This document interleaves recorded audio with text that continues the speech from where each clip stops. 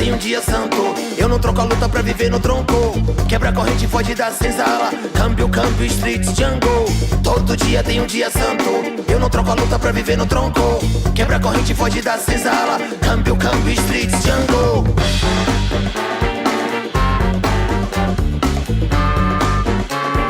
Câmbio, street, jungle.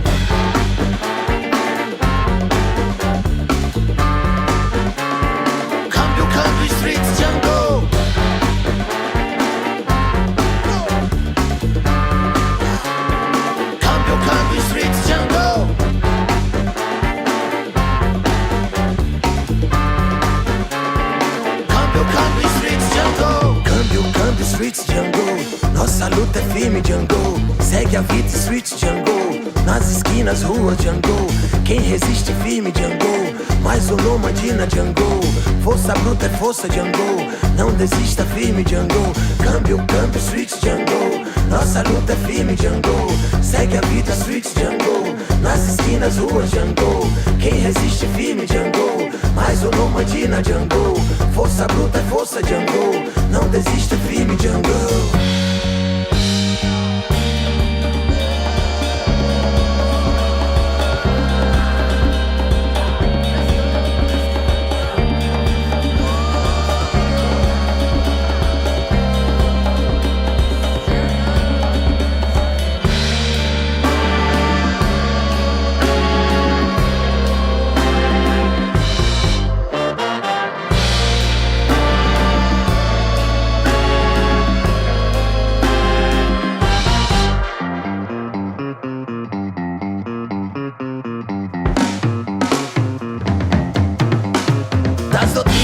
As doutrinas do shopping center, novas mentiras caindo por terra, velhas verdades vivendo na seca, fones de ouvidos que filtram palavras na nossa mente. Aumente o som, coração, tambor, libertação. Pra cegos, surdos e mudos, graves, médios e agudos, convicção. Sentindo e vibrando com a força do som. Vinil na vitrola, quebrando corrente. Grafite na rua, riscando com a gente. B-boy na avenida, decola no chão. Alegria é quem sabe que o mundo que gira não para no mesmo lugar. Câmbio na escuta, observa a chegada. Guerreira é guerreira, chegando com a força maior. Não pode parar, código Morse das ruas não cola rancor. Estamos unidos, ninguém está só. Vida que segue na luta, selva de pedra, Bahia SP na escuta. Nossa cultura em primeiro lugar. Câmbio, street, jungle.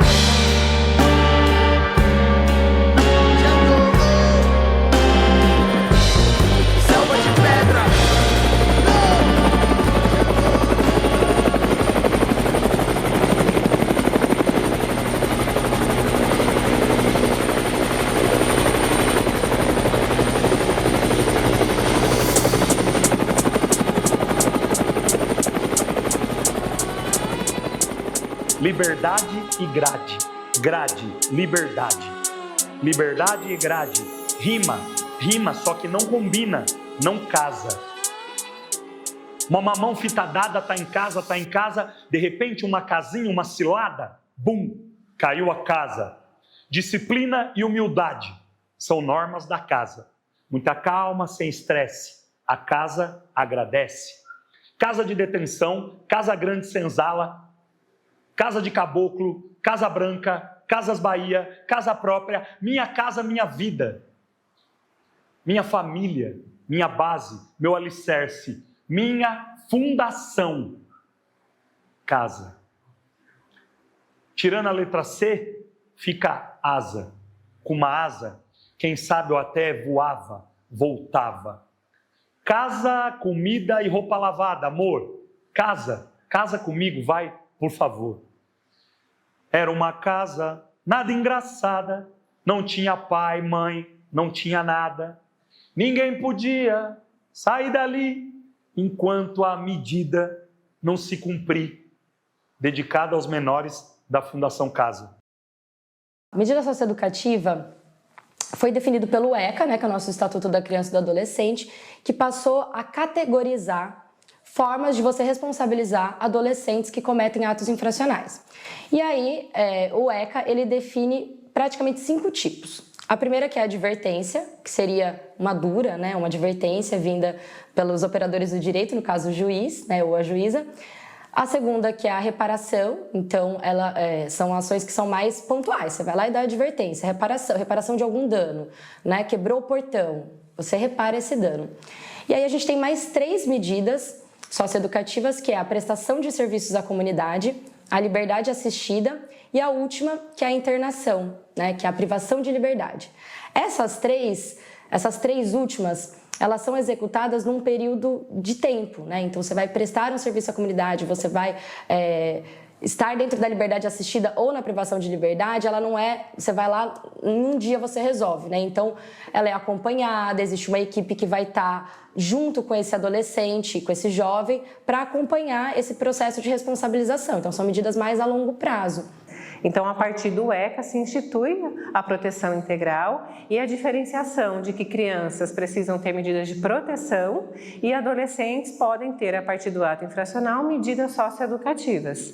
Acho que se você pergunta o que é uma medida socioeducativa para uma pessoa que não trabalha com isso, pouquíssimas pessoas vão saber responder o que é, né? Então, o que vem no imaginário social é a FEBEM. A FEBEM, ela surge num contexto anterior ao ECA, em que foi muito vendido pelo Estado, pela sociedade brasileira, enquanto uma casa de correção, né, eu usava até esses termos, para crianças e adolescentes. Então, crianças e adolescentes em conflito com a lei, mas crianças e adolescentes em contextos de vulnerabilidade socioeconômica. Então, o Estado não dava conta de suprir essas necessidades, né, que as crianças e adolescentes precisam, que é lazer, moradia, alimentação, espaços educacionais que comportem, né? Então, a gente estava num processo, inclusive, da educação se tornar pública, gratuita e obrigatória. A gente estava num momento, num contexto social e político muito específico, em que se faziam propaganda, inclusive na televisão aberta, para mães que tinham uma prole extensa, né, que mandassem suas crianças e adolescentes que, por vezes, né, porventura, frente a essas desigualdades, não conseguiam exercer todos os cuidados. Para que as crianças tenham um futuro, elas precisam de 5 coisas: o F da fé, o E da educação, o B dos bons modos, o E de esperança e o M da moral. Sabe onde elas vão encontrar tudo isso? Na FEBEM. Era um lugar que recebia, então, todas as crianças e adolescentes que vivenciavam situações de risco, mas sem esse cuidado de que, se elas estavam ou destituídas ou se elas estavam pelo ato infracional, era mais nessa relação da vulnerabilidade e risco social, ou crianças que precisavam estar abrigadas, né, por rompimento de vínculos familiares. E aí, quando vem um movimento popular em defesa da criança e do adolescente, construída junto com eles, né, e por educadores e pessoas ligadas a essa área, se institui que privação de liberdade é só no contexto de atos infracionais, né, e a gente pode também avançar nessa discussão também, será que isso é mais adequado?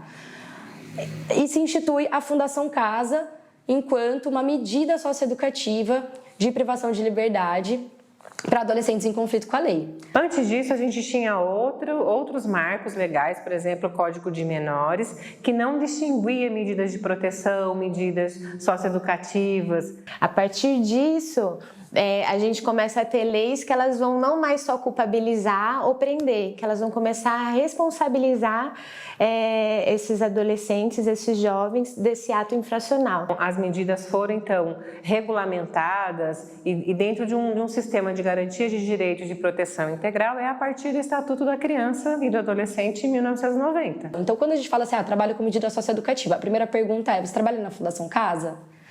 Não, eu trabalho com os adolescentes em liberdade. Ah, mas eles dormem lá? Não, eles estão aí na vida, no mundão, né? Eles vão pra escola, eles namoram e eles vêm pra cá uma vez por semana. Acho que quando a gente pensa quem é um adolescente que comete ato infracional ou por que ele comete ato infracional, eu acho que são vários fatores, né? E acho que a gente precisa ser cuidadoso para também não rotular quem é esse adolescente, porque esse adolescente ele não é o ato infracional, né?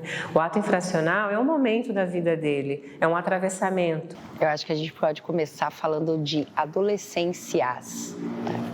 Porque não é uma adolescência que a gente está falando, né? Passando por medida socioeducativa, eu pude amadurecer um pouco saber lidar com burocracias nessa vida, porque querendo ou não é um mal necessário, tá ligado, mano? Uma hora nós fica adulto e querendo ou não tem que lidar com burocracia, coisa chata. E querendo ou não, mano, pô, eu acabei de sair da fundação, tá ligado? Ter que vir toda semana assinar a parada, era uma burocracia pra mim. Eu aprendi a lidar com isso. Mas também foi um momento, mano, de calmaria, tá ligado? Porque, pô, ter alguém ali, uma linha de apoio pra chegar, trocar ideia toda semana, falar o que tá acontecendo, tipo, coisas que eu não falo com ninguém mais no meu dia a dia, tá ligado? Acho que é uma parada importante. Pelo menos pra mim, foi importante. Foi um momento de ressignificação na minha vida, tá ligado? Momento de parar, sentar, pensar, tá ligado? E tocar a vida pra frente. A medida chegou na minha vida em 2016. Eu ainda estava gestante do meu filhotinho. E aí eu peguei e fiquei 6 meses de LA. Ah, mano, tipo, pra mim ser eu hoje em dia, quem sou eu, foi difícil, hein? Porque, tipo, começou tudo com os 13, 14 anos. Com os 11, na realidade, eu já fumava maconha, assim, sem maldade. Eu já era envolvido, já, tipo, me ligava meio no movimento, mas nunca cheguei a meter a cara. Aí, com os 13, 14 anos, foi onde que eu comecei a me envolver com amizades, com crime. Comecei indo. 2016, fui preso. Foi onde que eu fui parar a primeira vez na Fundação Casa. A galera atribui muito a questão de não poder trabalhar. Quando alguém fala assim, mas também na minha se estivesse trabalhando, né? O direito até do brincar, o direito de experimentar, de jogar bola, de ficar de boa até os 14 anos, isso é negado no menino periférico, né? A minha mãe e minha avó saíam para trabalhar, tá ligado? E a gente foi criar... E a princípio ela tentou criar a gente presa dentro de casa, né? Aquele medo de mãe solteira, de deixar o filho na rua, tá ligado? E ela sempre trancava nós em casa. Só que eu e meu irmão já tinham uma vontade, assim, muito grande de sair pra rua, de ter vivência na rua, tá ligado? E a gente sempre dava um jeito de sair, mano. A gente sempre escapava, pulava o muro. Porque, querendo ou não, eu vou ser sincero, teve uma época da minha vida, foi entre essa idade aí mesmo, que meu pai, só ele trabalhava. E, tipo assim, eu e meus irmãos tudo pequeno, minha mãe não tinha condição, sabe, de comprar as coisas. Tinha vez que até faltou já alimento dentro de casa e eu não aguentava mais ver isso daí, entendeu? Sempre meu pai trabalhando, ele sempre fazia tudo, mano, tipo, pra manter a casa, essas paradas, mas sempre faltava alguma fita. Chegava meio do mês, não tinha mais aquilo. Tinha vez que a gente já chegou a almoçar só arroz e feijão, tá ligado? Agradecendo a Deus também, porque teve vezes que a gente não tinha nem arroz e feijão também. Nós olhava no armário vazio, tá ligado? Se a gente pensar que a grande maioria dos atos infracionais são ligados ao tráfico e a roubos e furtos, então tem essa dimensão da nossa política de drogas e também da questão da desigualdade social. Então isso são fatores que predominam quando a gente olha para esse cenário das medidas socioeducativas. Não significa que adolescentes de classes médias, classes altas, não cumpram medida socioeducativa, mas tem uma diferença que ela é crucial. Então, se você olha, por exemplo, um adolescente que vai cumprir uma medida socioeducativa de prestação de serviços à comunidade, que pode ser até 6 meses, por ter dirigido sem habilitação, eu acho que é impossível você não cruzar isso com a questão racial, né? Que adolescente não experimenta dirigir, né? Dirigir seja moto, carro, antes dos 18 anos, né? Acho que tem essa questão dos 18 anos, isso é um fenômeno, né? Acho que isso tem a ver com a experimentação da juventude, da adolescência. Agora, cumprir um ato infracional por estar dirigindo sem habilitação, certamente tem um recorte do território em que esse adolescente se encontra e com a questão racial, né? Assim como outros atos infracionais. Então, a gente não tem como desassociar a questão racial e socioeconômica da medida socioeducativa. E, normalmente, as pessoas vão procurar o que está mais perto, né? E a criminalidade é o que está mais perto de algumas pessoas que não tiveram acesso à educação. Então, acho que esse é um lugar que é importante problematizar. O adolescente que chega aqui, nós precisamos atendê-lo e garantir que ele seja um adolescente sujeito de direitos. E o ato infracional é parte dessa história de vida, né? Então, muitos fatores atravessam. Eu acho que na nossa experiência o que nós vamos vendo é o quanto que esses adolescentes, na sua maioria, têm essa vivência de vulnerabilidades sociais, no sentido de viver, né, com várias lacunas. O Gog tem uma música onde ele fala: a reconstituição do crime devia ser feito anos antes. Quando um adolescente comete um ato infracional, aparece todos os direitos que ele tinha e nunca foram cumpridos. Aparece o psicólogo, o juiz, assistente social, aparece todo mundo. Tinham que ter aparecido antes. E talvez o ato infracional não tivesse sido cometido. A invisibilização só acaba a partir do ato infracional. Olha que louco. Só depois que eu, adolescente, cometo o ato, é que os meus direitos aparecem. Todas as pessoas que garantem os meus direitos aparecem. Mas elas teriam que ter aparecido antes, para evitar, para conscientizar, para coibir, enfim. É muito louco isso. Orientador de medida socioeducativa, que a gente vai fazer nossas visitas. Quando você vê o entorno, você vê as quadras tudo quebradas, você não vê nada ali rolando, né? As ofertas, a gente fala que até a oferta financeira, né? O crime, ele tem um plano de carreira, né? Para os meninos, que às vezes é muito mais atrativo mesmo do que o que a gente oferta para esses meninos. Às vezes a gente pega um jovem aprendiz aí, você vê o salário que é, e o menino ainda tem que estudar, tem que trampar, tem que comer nesses intervalos, então a galera não pensa que ele vai ter que se alimentar entre a escola. Então a gente oferta muito pouco para eles. Várias ausências das políticas públicas que vão atravessando esse cotidiano, né, da vida, que vão não dando a garantia de direito de ter uma moradia digna, de ter um acesso a direitos e à escola, né? A própria família, muitas vezes, tem relações intergeracionais importantes de violências e tantas outras questões que vão atravessando. A sociedade não conhece as medidas socioeducativas, principalmente as medidas socioeducativas em meio aberto, porque a sociedade não quer lidar com essas feridas, né? Não quer lidar com esses atravessamentos de que os atos infracionais, que é como a gente chama quando é praticado por adolescentes, eles são frutos de um sistema de desigualdades. São produzidos. Então, quando a gente constrói o ECA, a gente está dizendo assim, olha, esses adolescentes eles estão numa fase de formação. Então, a gente não fala sobre população carcerária. A gente não fala sobre adolescentes em conflito com a lei de uma forma mais ampla. Porque a sociedade não quer dar conta disso. É uma lógica mesmo de higienização, de apagamento dessas situações. Acho que a gente sempre demarca esse lugar de que o grupo, ele interage, ele se conecta, ele se escuta, ele possibilita ter o cotidiano de cada um ali dentro, ele problematiza, temas transversais são possíveis de estar entrando e tem um processo grupal que vai se falando de vínculo, de construção, da atividade por si, no sentido de que a atividade, ela tem várias etapas, ela tem um processo encadeado, ela tem potência. Quando a gente está falando de grupo, a gente não está falando de um aglomerado de pessoas. O grupo, ele é um organismo que interage entre si e se reconhece dessa forma, né? Então não adianta você juntar 10 adolescentes e falar, pronto, tem um grupo.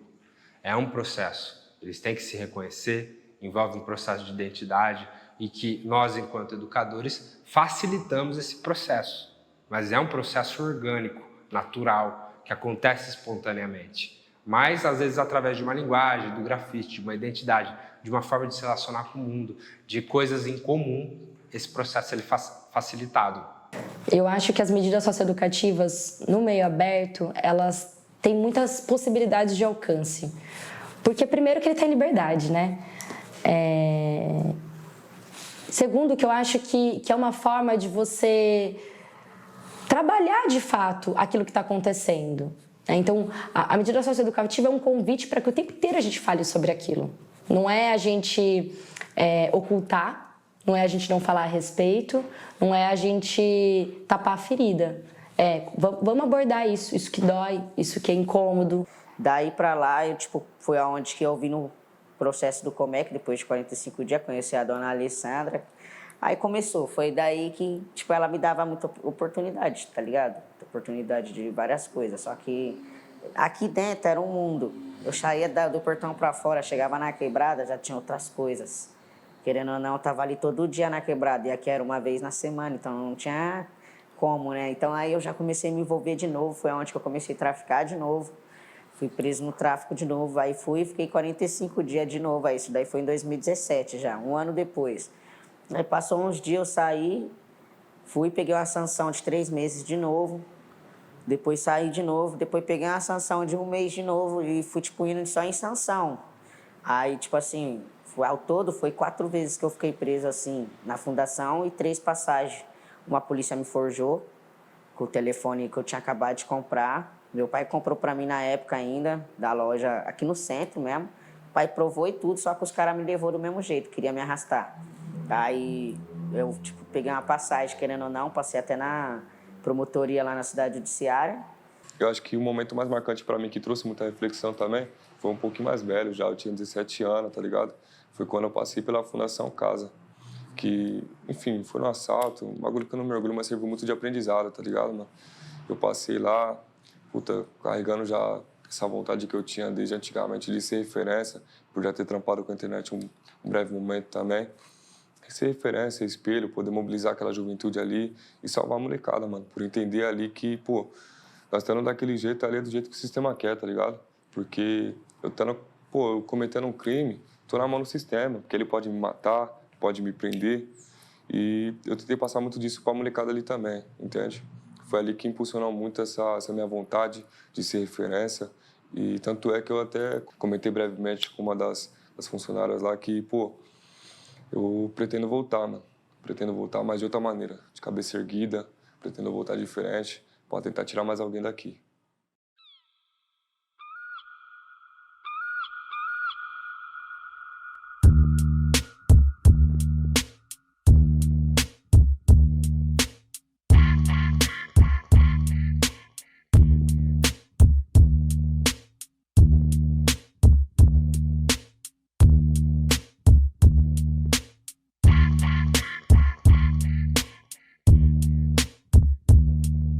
Acharam que eu estava derrotado.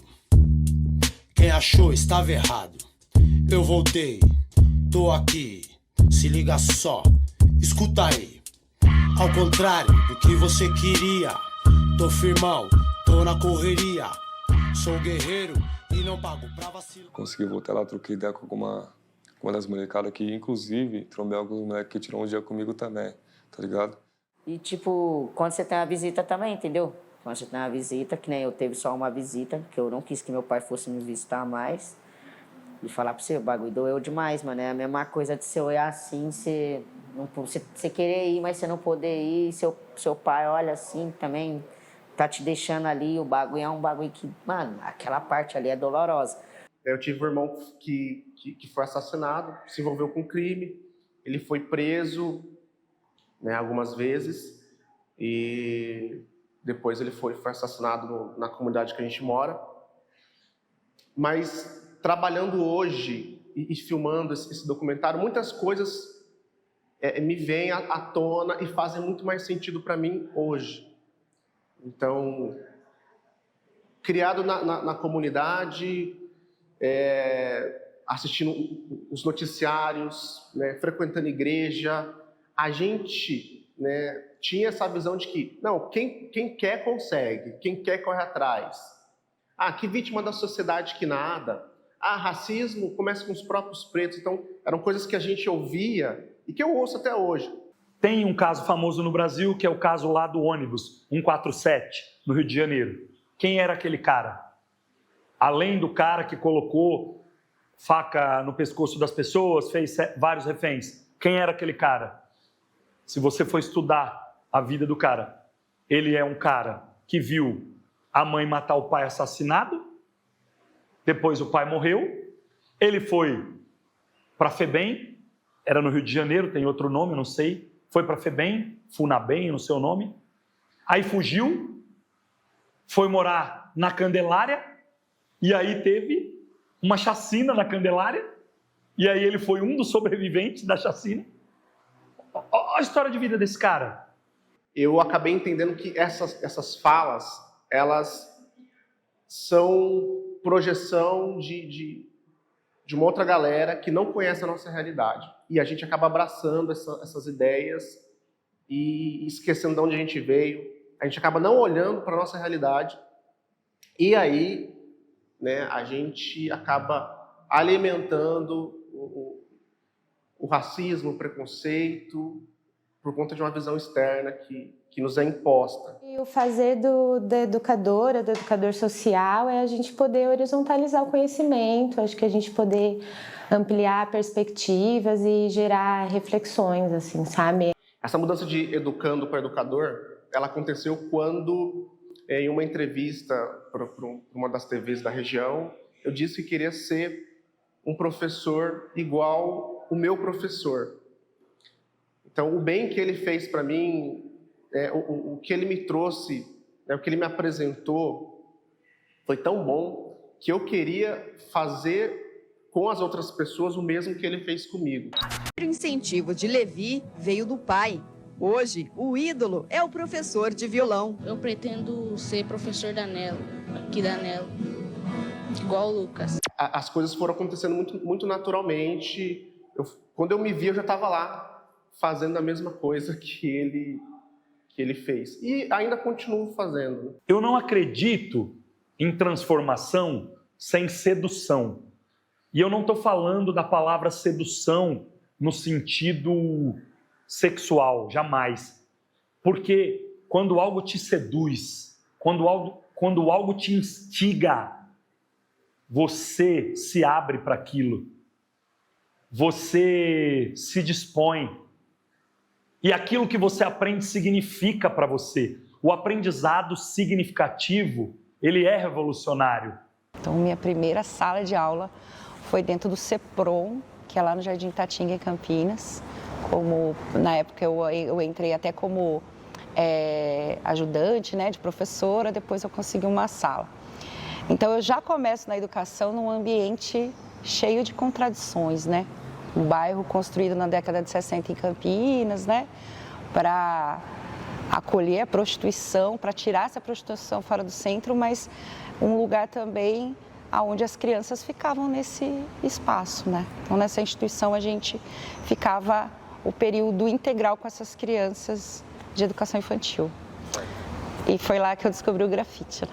A educação popular, ela tem um propósito de uma educação transformadora de realidade, né? Uma perspectiva crítica, em que não é só um depositório, né? Acho que até o Paulo Freire fala, não é uma educação bancária, que você vai lá, os sujeitos não têm histórias, vivências, experiências, e você deposita informação, conteúdo. O conhecimento dentro da educação popular, ele é construído em conjunto, de uma forma dialógica, uma forma de troca.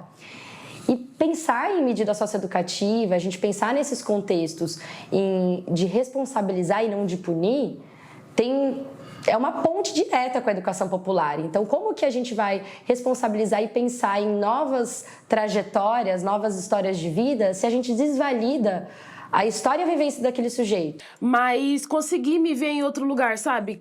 Também como educadora, quando eu passei no processo seletivo.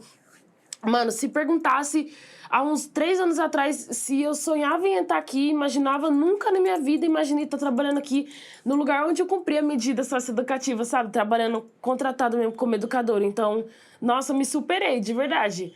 E aí que eu acho que tem a magia também da educação social, bem paulo freireana, que é da troca. Então, muitas coisas que hoje eu uso como técnicas, né, para as minhas vivências, para a gente poder dialogar, eu fui aprendendo pela necessidade da turma que eu estava junto, sabe? Então, eu lembro em 2000, quando teve Catraca Livre, né, eu estava em São Bernardo, na fundação, eu lembro dos meninos estarem muito querendo ler jornal, escrever sobre, e eu não era a pessoa que eu escrevia, né? Então, eu fui atrás de conhecimento, que aí vem o Zine, a partir da demanda desses adolescentes também, que era da escrita. E eu estava com a coisa muito mais da arte manual, né, das artes visuais.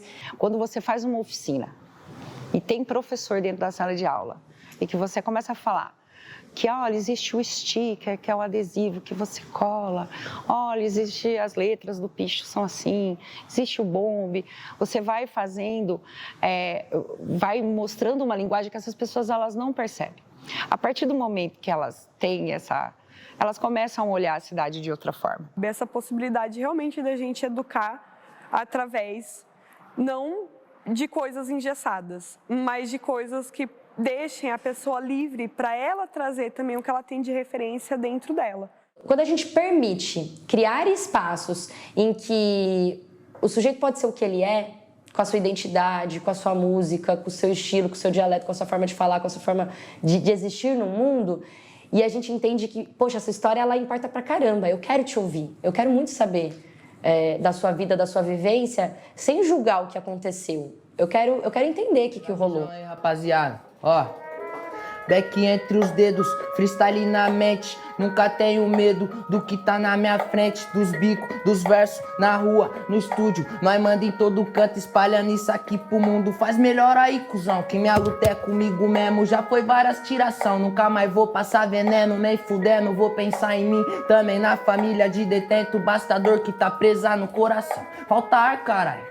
É rima em cima da batida, mó neurose, porra. Vou encostar ali no Parque Brasília, só sessão, várias cremas. E nós segue carburando mesmo, é bom. Tem gingado, pensa grande, tipo oceano. Mas nesse ano, porque ele sempre é o impostor. Preto no branco, tudo junto, não importa a cor. Minha fé no funk, no rap, nos tamborquetos de Angola. Penso fora desse mundo, não que ensinar na escola. Represento minha raiz e todos truta da hora. Isso é o papel do MC, realidades em notas. Realidade denota. Porque nada se faz sozinho, né? Existe um contexto político, socioeconômico e existe a questão individual, mas as duas se conversam. Então, se a gente cria um espaço para que tudo isso apareça, a gente pode construir outras formas. E a gente vai se construindo no processo. Ninguém está dado e fadado aos 15 anos de idade nem aos 80, né? A gente vai se construindo ao longo da vida. Quando eu fiz uma atividade com adolescentes em cumprimento de medida pela primeira vez, eu achei que eu estava salvando o mundo, que eu ia mudar a vida deles. Mas quando eu voltei, depois de alguns meses, e vi aquele adolescente lá de novo, porque cometeu outro ato infracional, eu me senti um merda. Falei, não vale nada o trampo que eu fiz. Mas aí eu fui entendendo que essa mudança, ela não é feita assim, dessa forma. É uma revolução quase que silenciosa. Porque depois eu também trombei outros que me falaram que estava pampa, que estava estudando, que tinha constituído uma família, e pá. Então, nós não vamos conseguir salvar, se é que eu posso usar essa palavra, ajudar a todos. Pelo contrário, nós vamos conseguir transformar uma minoria. Mas se a gente não acreditar nem nisso, mano, então não tem nem por que fazer o trampo. A arte, ela vem como uma alternativa, ela vem como uma luz, como um caminho, como uma possibilidade. Mas o grafite, nada sozinho, isolado, vai salvar ninguém de nada. Estava num debate, eu não lembro aonde, e aí eu escutei uma pessoa que estava falando de que falta para os meninos é oportunidade e tal. E aí veio uma pessoa muito foda, e aí ela desconstruiu esse lance de oportunidade, e ela falou uma coisa assim: a gente acha, às vezes a gente romantiza que o trabalho dentro da educação social, né, dos educadores é de salvador. E aí eu acho que Paulo Freire traz muito isso. Aí então, quando eu entendi que eu não tô para salvar a vida de ninguém, que eu não sou uma super heroína, que a arte ela vai transformar minha vida, mas eu não sei da outra pessoa. E cada um tem o seu tempo, cara, isso pra mim foi... tirou um peso, tirou uma expectativa, sabe? Tirou várias coisas. O homem é fruto do ambiente. Isso não é uma coisa 100% verdadeira. Eu conheço pessoas que a família inteira é de criminoso e a pessoa não quis. A pessoa quis trabalhar e estudar. A família inteira, mãe, pai, irmão, tio, todo mundo é bandido. A pessoa falou assim, eu não quero. Ela vive no meio do bagulho, não quero. O meio influencia muito, não 100%. Eu percebo que quando as famílias estão próximas, quando a gente consegue ter acesso a essas famílias, quando de fato a gente faz um trabalho olhando para o grupo familiar, a gente avança, a gente tem possibilidades de trabalhar, porque é a dinâmica familiar que está presente, não é só o adolescente, não é só a mãe, o pai, o irmão, a tia, a avó, né? A gente está falando disso enquanto um sistema. Nas histórias sempre tem uma mulher preta, geralmente uma avó, extremamente sobrecarregada, sabe? São meninos que não têm os pais, nem às vezes nem na sua certidão de nascimento, né? Que vivem com muito pouco, com uma família muito grande, assim, ou às vezes é mãe solo, só com o filho, mas mesmo assim é difícil. Então, é muito comum a falta de oportunidade, a gente vai conversando com eles, as histórias são muito parecidas. Não aguentava mais ver azul e branco. O grafite pra mim? Não, a arte, né? O bagulho você faz qualquer coisinha, o seu erro você constrói, arruma. Se você erra, você constrói de novo, acerta, fica bom demais. Algo que eu achei interessante, mesmo que você errando assim no grafite, você consegue consertar igual o erro, pá, querendo ou não, ensina a aprender com os erros, querendo ou não. Nem essas letras aí eu sabia fazer, aí depois das aulas que nós foi tendo, já comecei a ter o conhecimento, saber desenrolar já. Agora já tô sabendo fazer bem agora. Querendo ou não, um negócio também que distrai nossa mente também, ocupa mais. A gente dá bastante risada, o senhor troca umas ideias, ensina a gente. Quando nós foi a primeira coisa que nós fez a primeira pintura, nós não sabia nem riscar, assim. Não sabia nem fazer um esqueleto, olha aí agora. Mesmo levei cair nessa vida aí porque também tenho bastante irmão. Meu pai não me dá atenção, só viu a vida inteira dele tá presa, continua preso, me dá atenção. Tenho 6 irmãos comigo, aí minha coroa não tem muita dificuldade, aí eu caí pra essa vida pra ajudar minha mãe. Ajudava minha mãe, ajudava meus irmãos. Caí por isso. Eu também, eu cresci sem minha mãe, perdi minha mãe com 2 anos de idade, meu pai abandonou. Convivi com a minha tia, com as minhas irmãs, com meus irmãos. Aí chegou uma certa idade lá onde nós morávamos lá, já tinha uns manos que faziam os bagulho errado. Começava já a andar com os manos, aí foi a vida já que segui, já querendo ou não. E que às vezes podia ter feito coisas diferentes, né? Mas querendo ou não, já cresci cheio de ódio, sem mãe, sem pai. Já não tive um bom acolhimento dos meus pais. Já cresci cheio de ódio, aí tive acolhimento do tráfico, nos caras que trouxeram pra perto, do crime. Aprendi também que o mundo não vive só de maldade, né? Que quando nós tava lá fora, nós só aprendia a fazer coisa errada. Agora mesmo, aperfeiçoei uma arte boa, um grafite. Muito obrigado, Deus abençoe você nessa luta aí. E vamos embora. Agradece.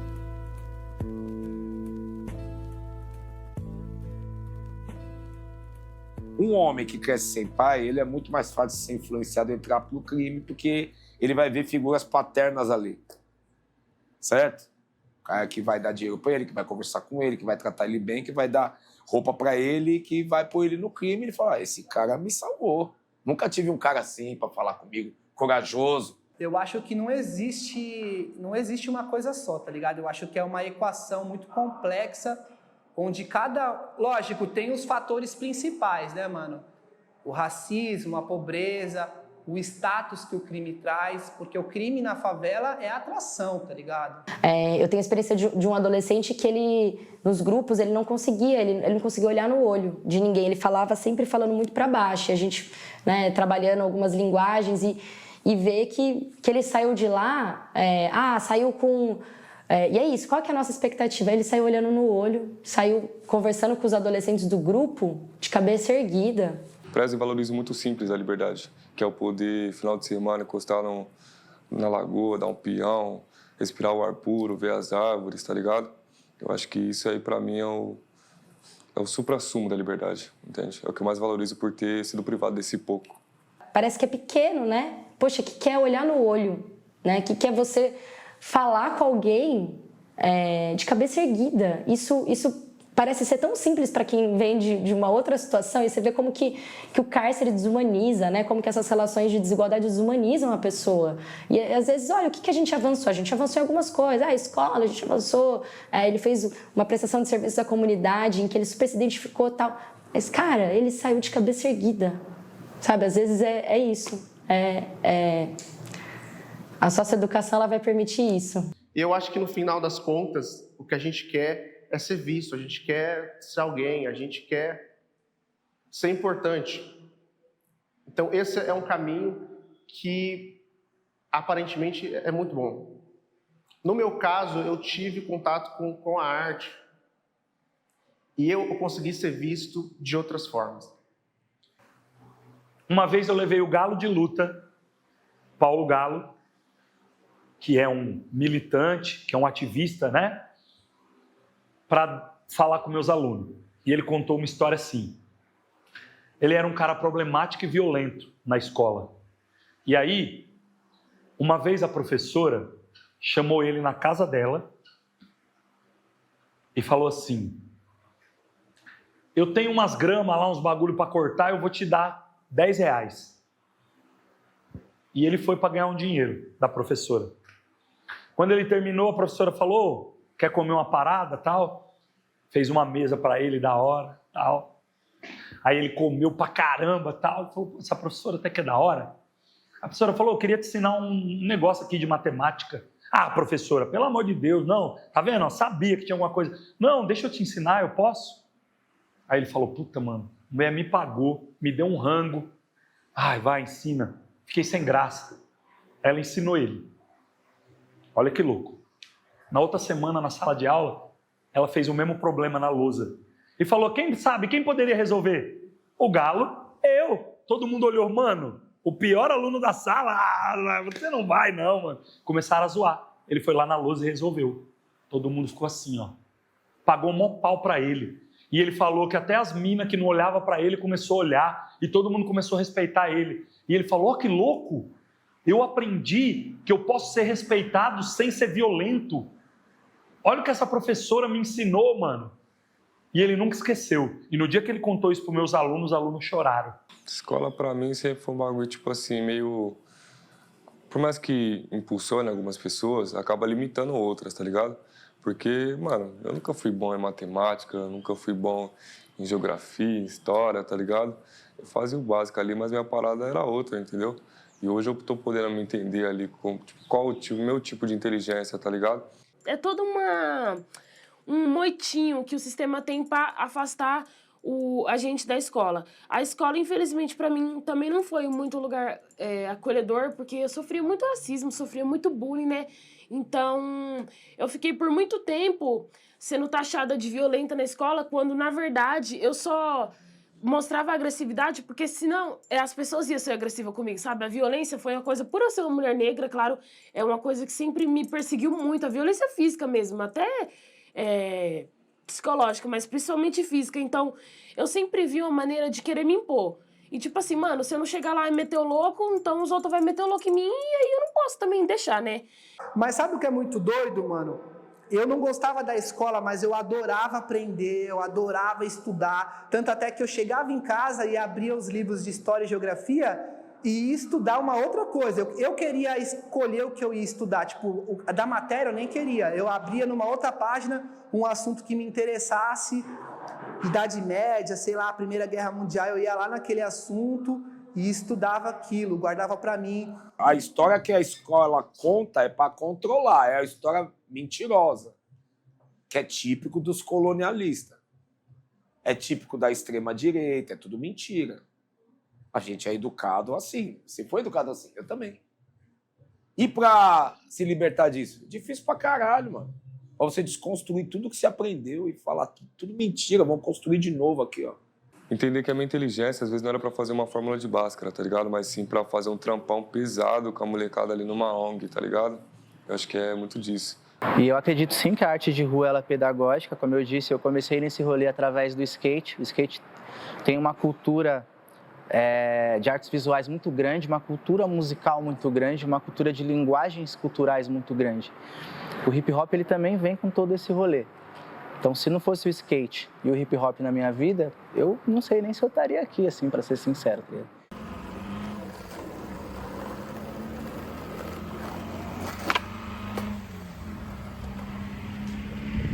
Faixa preta no beat.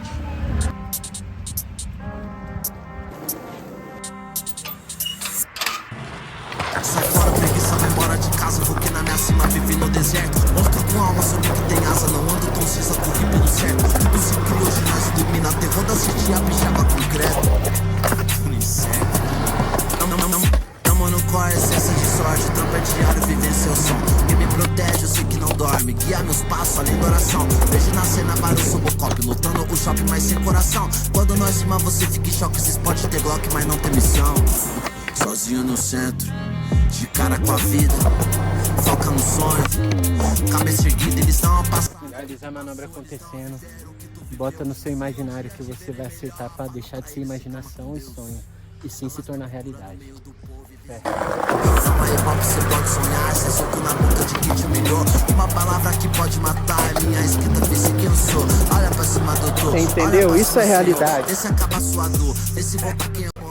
Pra mim o skate é muito mais que isso, tá ligado? Aqui no skate eu aprendi sobre, na pista de skate principalmente, eu aprendi sobre o que é o conceito de família, tá ligado? O que é o conceito de união. Pra mim o skate é o meu quilombo, tá ligado? É onde eu encontro a minha tribo, é onde a gente se ajuda, tá ligado? É onde a gente se fortalece. Existe uma teoria chamada ecologia de saberes, é do sociólogo português Boaventura de Souza Santos. Ele diz que, como a universidade, a academia, a ciência, não dá conta de responder todas as coisas, cabe a ela descer do seu pedestal e ouvir a comunidade. A partir do skate, depois de um bom tempo, eu fui indicado para um trabalho, que foi numa ONG se chama Capive, que é uma casa de apoio à vida para pessoas que vivem com HIV. Daí essa ONG escreveu um projeto que se chama Prevenção na Quebrada, e nesse projeto eu trabalho como educador social. Cara, pra mim é até engraçado, assim, como eu comecei na educação infantil, não existe educação infantil sem arte, né? Nem existe, nem dá, né, pra fazer. E olha que engraçado, que quando a gente vai para séries iniciais do fundamental, essa arte é tirada da gente. Tirada assim, gente, é um ano pro outro. É 6 anos eu tô no pré, eu vou pro primeiro ano, essa arte é retirada da gente. Tanto é que se você, para quem trabalha com adultos e vai fazer uma... Ai, como chama? Que eu detesto também, eu entendo, quem não gosta, né? Dinâmica de grupo. Eu tenho um pouco de trauma. Você vai fazer a dinâmica de grupo, você pede para alguém desenhar, mano, a galera entra em pânico. Todo mundo começa a falar, não sei desenhar, não sei o quê. E é muito difícil fazer um adulto desenhar, cara. E aí, quando você pede para ele desenhar, vem umas casinhas com chaminé e fumacinha, vem árvores com maçã. Como se a gente abrisse nossos quintais aqui no Brasil e viesse várias casas com chaminés, né? Que a gente visse árvores macieiras no nosso quintal. Isso é muito, sabe, eu acho que isso aprisiona muito a gente enquanto ser humano individual, tá ligado? E a arte, o grafite, ele possibilita pra gente colocar algo único ali, tá ligado? Algo único, algo que você não poderia expressar em nenhum outro lugar fora do campo da arte, tá ligado? Porque o professor, cara, ele não tem noção do poder que ele tem. Então, se para uma criança de 6 anos que fazia um passarinho com penas, o biquinho, toda a estruturinha, patinha, asinha, super colorida, e ele vê a professora da primeira série fazer uma gaivota, aquele passarinho ali, ó, é guardado. Porque eu vou seguir o exemplo do meu professor. A arte, para mim, é uma expressão que cada um pode ter, e ela não necessariamente tem que ser bela. Acho que isso é muito importante, né? A arte, ela tem que mexer com a pessoa. Seja qual for a linguagem, uma expressão, um registro. Então, seja por um incômodo ou por gerar uma harmonia, uma sensação. E ela é uma ferramenta, a arte é uma ferramenta, pode transformar muita coisa, pode tocar as pessoas de um jeito que às vezes números não tocam. E ela é a possibilidade de pertencimento, ela é a possibilidade de ressignificação. Então, eu vejo a arte enquanto possibilidade. Eu sei que tem muita gente que não acredita numa arte com função social. Tem muita gente que acredita que a arte só tem que ser arte, só existir. E ponto. Eu não acredito nisso. Eu não acredito na arte que não liberta. Eu não acredito na arte que não transforma. E hoje eu vou entendendo que a arte ela tem esse lugar, o lugar do incômodo, né? De deixar alguma coisa para incomodar. E esse incômodo, eu não estou dizendo que ele é ruim, né? É um incômodo, algo que vai deixar alguma coisa para você pensar, você ruminar. A arte pela arte, só em algum momento ela não faz sentido, né? Tipo assim, para mim hoje estar passando, pelo menos que seja um pouco do meu conhecimento, é o que faz valer também, né? Tipo, se eu ficar só pintando por pintar porque eu sei isso, tipo... Acredito muito nessa força, sabe? De quando não restar mais nada, ainda vai restar a arte, ainda vai ter um sopro de vida dentro, assim, do corpo que vai falar, não, faz alguma coisa, sabe? A Zélia Duncan falou isso. Você não gosta de arte? Tira todas as cores, então. Desligue a música quando ficar preso no trânsito. Tire o colorido das roupas dos seus filhos. Tire o colorido das paredes da sua casa. Tire os quadros. Não vá ao cinema. Não assista. Tire a arte de tudo. Não tem como, né? Teve um evento de grafite dentro da instituição onde eu trabalhava, que era o CEPROM. E aí lá eu tive esse reencontro com o hip hop vivão que eu gostava. E aí eu fiquei, caramba, eu trabalho com esses moleques o dia inteiro, tudo é chato, não gosto. E eles ficaram encantados com o grafite. E eu já fazia painéis com pincel e tal. Então aí eu colei nas meninas que estavam nesse evento e a gente começou a trocar.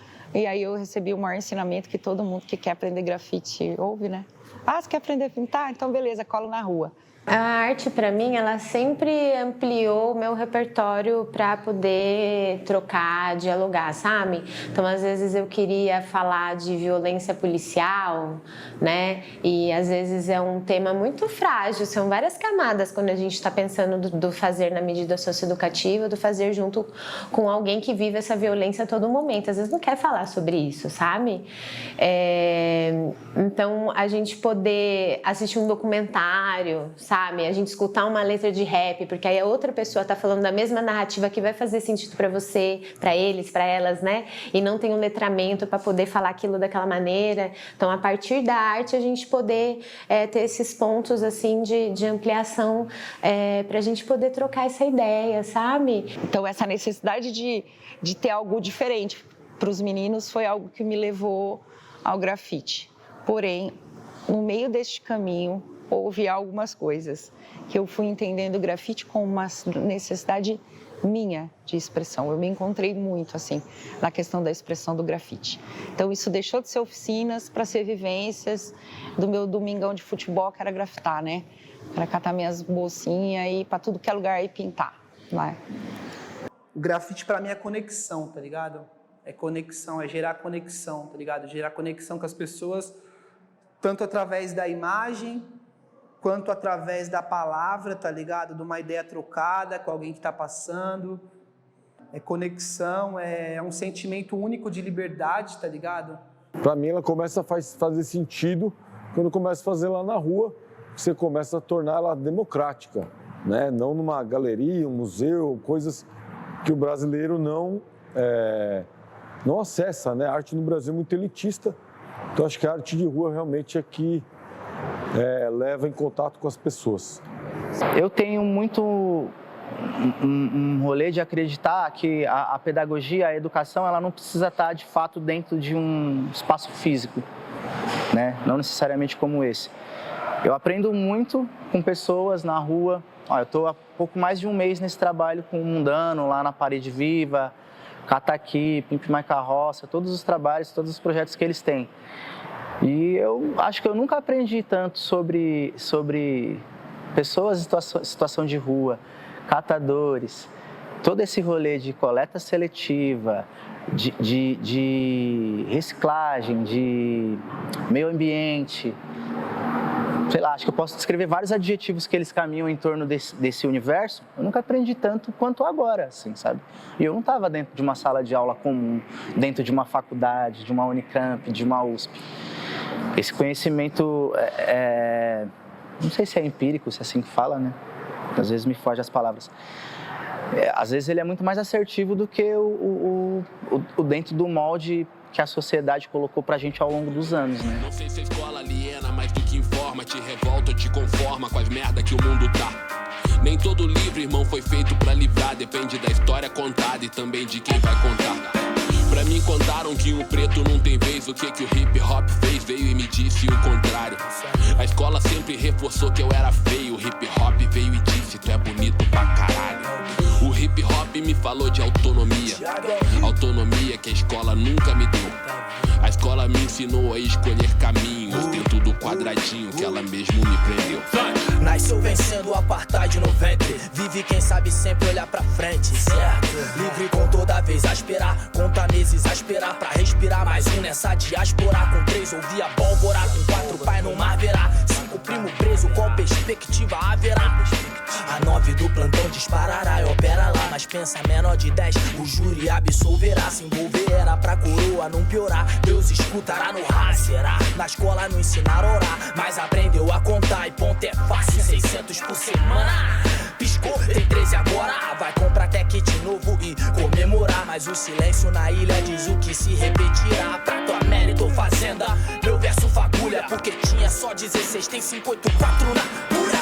Minha percepção de mundo diz que nós mesmo não vendo nada em volta. Nunca estamos sós, faço minha oração. Eu ia pros rolês de pichação, eu não pichava ainda, eu só via eles pichando. Eu tive contato com grafite mesmo, com as letras, né, com os desenhos, personagens, através de revistas que eu via com eles. Quando a gente pensa lá na arte rupestre, também há milhares de anos, 15 mil, 20 mil anos atrás, sem tudo isso que a gente vive, eles também tinham a necessidade de se expressar nas cavernas, colocando seu cotidiano. E isso não é muito diferente da pichação, do grafite que a gente tem, que é nas cavernas onde a gente vive, expressar, colocar nosso rabisco, nosso cotidiano. Se às vezes é uma linguagem um pouco mais violenta ou algo assim, é porque o cotidiano é violento. Então, eu estou falando isso para falar um pouco do funk, que também é uma linguagem periférica e que conversa bastante com o hip hop em algumas, principalmente nessa questão da marginalização do hip hop, né? Do funk, que é muito parecida com a marginalização que a gente teve essa época que eu estou contando, né, da minha trajetória, em 88, se apanhava mesmo. Os b-boy apanhavam enquanto estava treinando, o grafiteiro apanhava enquanto estava pintando. Então, eu vou achando que essa linguagem ela vai se aproximando na educação. Já fui parado pela polícia centenas de vezes e poucas vezes eu fui encaminhado para o DP e fiquei por algumas horas com privação de liberdade, por muito poucas horas, mas realmente foi ali que eu tive um sabor do que seria. Acho que eu não tenho a vivência de quem realmente passou, mas foi ali que eu entendi a palavra liberdade. Ficar horas ali, te tirarem tudo, você não poder falar com o mundo, não ver a luz do dia. E aquilo mexeu muito comigo. E apesar que eu achando injusto, né? Eu estava sendo acusado de crime ambiental, eu estava escrevendo uma frase sobre o meio ambiente quando me pegaram. Então, toda essa injustiça, né? Então, eles prendem o grafiteiro, o pichador e o presidente da Vale está solto até hoje com o maior crime socioambiental da história, que foi Brumadinho. Então, assim, mesmo diante dessas justiças. Mas foi, por mais que seja superficial essa privação que eu tive, realmente ali mexeu comigo, deu valorizar mais isso, que é tão... Para quem tem ela todos os dias nem percebe, mas é realmente uma das coisas que quando se tira é que você dá valor mesmo. Demora um pouco para cair a ficha. Eu, como nunca tinha sido preso, cara, quando eu pisei lá dentro, né, que foi primeiro no CDP, depois que eu fui pra cadeia mesmo, né, onde eu cumpriria a minha pena, em primeira instância, você não entende muito o que está acontecendo, porque é uma situação nova. Então, antigamente a gente tinha os castigos exemplares feitos em praças públicas e a sociedade moderna foi criando novos dispositivos para lidar com a punição. Uma delas é o sistema, o complexo penitenciário, que é um dispositivo de punição em que também tira dos olhos da população aquilo que a população não quer ver ou não quer dar conta, né? E esse punitivismo ele não é só executado nesses sistemas, nesses dispositivos como a cadeia. Ele está nas nossas relações, nas nossas micro-relações. Tá, eu tô ali, mas, né, quem sabe eu não consigo sair. Você vai conversando com as pessoas ali, alguns falam, quem sabe? O que aconteceu? Tem muito disso aí lá, da galera querer dar uma prospecção para você, como, né, eu primário. E realmente, né, fazendo só um paralelo, o pessoal lá me disse exatamente o que iria acontecer. Eu fiquei nessa de vou sair e tal, mas tive que cumprir ali na risca. Aí eles foram e me levaram, foi pra onde que eu parei aqui dentro do Cadeião, São Bernardo aqui. Mano, falar pra vocês, um horror. Tipo, só de lembrar, o bagulho é feio demais. Tipo, na hora que eu cheguei lá assim, que deu a hora do almoço, que era 10 horas da manhã o almoço lá, Eu tava pra ir pra inclusão, só que eles parou nós pra almoçar primeiro. Me deram, tipo, uma marmitex lá, tá ligado? Com ovo frito. Só que, tipo, tá ligado? Quando frita um ovo frito podre, não olha se o ovo tá bom, se tá ruim, só faz, tipo assim, aquela comida parecendo uma lavagem. Eu olhei assim, eu falei, nossa, perdi, agora já era a minha vida, mano. Acabou, perdi, nem sei quando eu vou sair daqui. Aí, tipo assim, eu lembrei quando eu caí na fundação. Falei, mano, se eu tô aqui, mano, o bagulho eu vou ter que levar como se o mundo meu fosse aqui dentro agora. Acabou, porque senão eu vou chapar. Ela priva não só o seu corpo ali físico, mas a sua alma, porque você foi uma pessoa que gostou muito de fazer o que queria, na hora que queria. E aí lá dentro, como eu falei, você perde totalmente a sua individualidade. O Alexander, o eletricista, o cara que tá sempre correndo atrás de uma melhora ali dentro, era mais um. Era uma matrícula 1.800.000 e tantos, como eu era lá. E até trabalhando com a Libertas, que é uma cooperativa de mulheres sobreviventes do cárcere, todas elas tiveram um histórico gigantesco na medida socioeducativa, que na época da maioria delas era FEBEM, né? Que são mulheres mais velhas. Então, são mulheres que passaram pelo sistema, né, fechado adulto, mas elas também tiveram, sim, uma história bem grande nas medidas socioeducativas. Do mesmo jeito que eles exterminam, eles prendem porque... Não, podem falar que é por causa de crime, porque tá no universo infracional, mas não é, porque a gente sabe que não é só os meninos da periferia que tá inserido no universo infracional, o ser humano por si, o pessoal tá sempre envolvido em alguma coisa, então guerra contra pessoas, nunca foi guerra contra drogas, nem contra crime, nem contra nada, é só contra pessoas. Contra a minoria, que na verdade é a maioria, né? A população negra no Brasil e a população pobre é a maioria. A gente tem contextos de muita violência policial, inclusive, né? E existe um recorte, um marcador racial, que não sou eu que estou falando, a gente teve diversos chefes da Polícia Civil, da Polícia Militar, que realmente falaram que a abordagem ela é diferente de acordo com o território. Então, que é diferente nos Jardins e em Heliópolis. Até porque, se a gente for olhar os dados, mais de 70% das pessoas presas são pessoas autodeclaradas negras.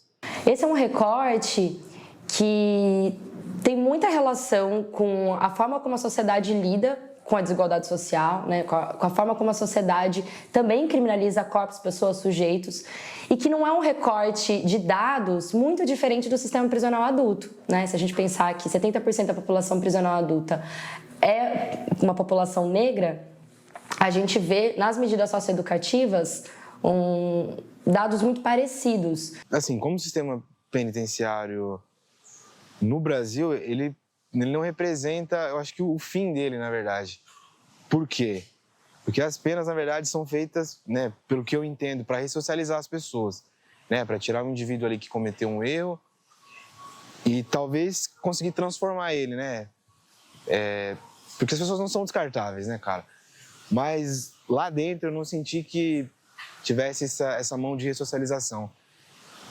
O que eu vi foi, por exemplo, pessoas como eu, que talvez não tivessem propósitos tão firmes. Às vezes um cara que roubou um celular lá dentro, fez um contato de um cara que tem grana, e de um cara que entrou roubando o celular, ele vai ser um cara que vai assaltar um banco. Eu vi isso e, assim, muita opressão, cara. Coisas que assim, que só acho que desumanizam. Em um dos trechos do livro do Malcolm X, ele sempre cita um cara que estava na cadeia lá com ele, quando ele tirou cadeia, que ele fala que o cara ele tinha um respeito absoluto na cadeia e ele conseguia esse respeito só através das palavras, só conversando com as pessoas. Ele nem era um ladrão periculoso, assassino, mas ele tinha muito respeito pelo jeito que ele conversava com as pessoas.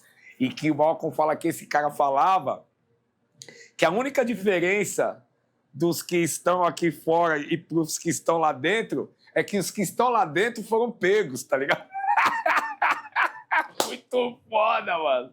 Porque a punição, ela faz parte do nosso sistema legal hoje. Então, você pune o indivíduo que fere o Estado. Então, é uma forma de você fez isso, você vai pagar pelaquilo. A responsabilização, ela vem na contramão, porque a pergunta, quando a gente dá responsabilização, ela não é quem fez, é o que aconteceu. Como que a gente olha para isso, como a gente cuida daquilo. Porque não dá para a gente imaginar que não existe como acabar com isso, ou pelo menos como minimizar, né? Trancou, a gente sabe que a ressocialização é super complicada, porque o que aprende, né? Então, eu acho que é muito delicado a gente falar de adolescentes por isso, né? É muito triste você encontrar um menino que você trabalhou no centro de convivência numa medida socioeducativa, né? Quantas discussões você fez com o CREAS, quantas discussões você fez com o CRAS, quantas discussões você fez com o próprio Conselho Tutelar. Permite que a gente entenda que existem diferentes relações de poder envolvidas naquilo. Então, quando a gente responsabiliza o adolescente, não é falar tá tudo bem o que aconteceu, mas é a gente tirar o foco só dele e afastar e falar, ó, tá vendo que tem tudo isso aqui que tá acontecendo? O que dentro disso aqui você consegue fazer? Então, aconteceu um furto. Não é falar, não, isso não importa. É a gente entender que, muitas vezes, esse furto ele é produzido pelo sistema, né? Um sistema que é desigual, de vulnerabilidade. Acaba sendo, acho que, uma fábrica de vilões, né, pra dizer. Porque eu, assim, tive um contato lá, cara, que o que me ensinou foi totalmente o contrário. Foi que aquilo não era pra mim, que eu não sou uma pessoa que quer estar naquele lugar e que quer cometer qualquer tipo de coisa que vá prejudicar as outras pessoas. Mas quem entra lá dentro é bem o que falam, ou a pessoa por si só, né, pela família, sai diferente, ou, como eu disse, um cara que entrou roubando o celular vai sair articulando para roubar um banco. Então, o fim, o intuito é muito discrepante, não acontece. Eu já sei que eles passaram pela Fundação Casa da forma como eles se referem a mim. Senhora, olhando para baixo. A própria linguagem corporal de adolescentes que passam pela situação de cárcere, ela é evidente depois no meio aberto. Então, os seus corpos são marcados por isso. A forma como se fala olhando para baixo, né? Não é um olho no olho. Então é muito difícil. Já fui, e nos ambientes de FEBEM, né? A gente fala FEBEM em São Paulo, que é menor infrator, e ambiente de cadeia mesmo, que é mais pesado ainda. No meio dos menores ainda tem aquela coisa inocente, ainda tem aquela coisa de criança ainda, de jovem, tá ligado? Você sabe disso. Tem aquela coisa do adolescente, meio ingênuo ainda, mesmo com ideia de crime, tem aquela coisa do jovem, do menino. Agora, no adulto é foda. Adulto é pesado pra caralho. E triste, porque os caras são tristes também, né? Paga os caras tristes, mano. Os caras fodidos lá. Quando a gente tá falando de um adolescente preto, de periferia, que teve seus direitos de acesso à saúde, de qualidade, moradia, alimentação de qualidade, educação de qualidade, esses direitos recolhidos, a gente está falando de um adolescente que não teve só esses direitos recolhidos. A gente está falando de um adolescente que teve um processo de apagamento histórico em que foi tirado muito mais do que isso. Por que o mundo é o que é hoje? O que aconteceu? E contar a história brasileira. Muitos caras iam falar, entendi. Entendi por que eu tô aqui. Caralho! Agora, qual o governo que vai querer implantar isso? O Brasil é colônia ainda. O Brasil é o mesmo Brasil de 500 anos atrás. Só que todo mundo tem celular e moto e carro. É a mesma coisa. A mentalidade é a mesma. Olha o governador aí que os caras colocou no poder. A mesma mentalidade. A mentalidade do dono de escravo. Explorar o outro. Então, o aumento da população prisional no Brasil, ela vem num contexto pós-abolição. Então, é uma forma de como que a gente dá conta com todos esses sujeitos que estão em situação de desigualdade. A gente leva para onde a população não quer ver, que são os presídios. E se espera isso também dos adolescentes. Então, falar de adolescentes em conflito com a lei que estão em liberdade também incomoda. Esse adolescente, às vezes, ele está buscando um sentido existencial que às vezes vai ser preenchido pelo crime, que tem a ver com o processo histórico. Foi para uns meninos de uma instituição que me convidaram para falar, e o tema era grafite e participação política. E aí eu fiquei um tempo pensando, né, cara, porque tem tudo a ver. Né? A gente estava conversando um pouco sobre o Mundano, por exemplo, é um ativista, né, cara? É um ativista também sobre as causas, né? Então, o mais legal do grafite para mim é quando você coloca mensagens que ninguém queria que você colocasse e através da sua arte você consegue colocar. E que afeta de forma diferente várias pessoas. A dona Maria que passa ali indo para o trabalho, ela vê algo que chama a atenção dela. Um cara que já é mais, acha ali que tem uma mulher com seio de fora, já acha que é mais, né, que é mais conservadora, acha ruim. Mas de alguma maneira essa arte vai impactar as pessoas. Na minha opinião, isso seria uma resolução, como eu disse, talvez para a causa e não para o sintoma, porque, cara, onde eu moro, eu vejo muito isso aí, eu vejo a galerinha se inspirando nos caras ali, né, nos criminosos, porque eles andam de motão, porque eles andam de carrão, porque eles têm cordão de ouro, mas aquilo ali, eu acho que é uma falta de identidade, né? Eles estão vendo o que está mais próximo ali, então eles vão se inspirar nisso, porque eles acreditam que aquilo é o ideal de sucesso, né? E eu acho que, como para mim foi importante e para as pessoas, acho que a arte e a educação é o que salva vidas. Então, acho que se a gente focasse, né, mais as energias nisso, né, em educar, em mostrar pro cara, pô, porque o cara quer ter uma camisa, o cara quer representar alguém, né, ele quer estar inserido. Eu acho que o hip hop traz muito isso na questão das favelas, né, das periferias, porque traz o hip hop, traz o rap, que são coisas que o pessoal está acostumado, que já está inserido na cultura. Eu acredito muito que o hip hop é uma escola, certo? A São Bento foi uma escola para várias pessoas, depois a Santa Cruz, né? Enfim, todo lugar onde se aglomeravam pessoas para compartilhar seus conhecimentos em torno da dança, da pintura, da discotecagem, da escrita, da interpretação.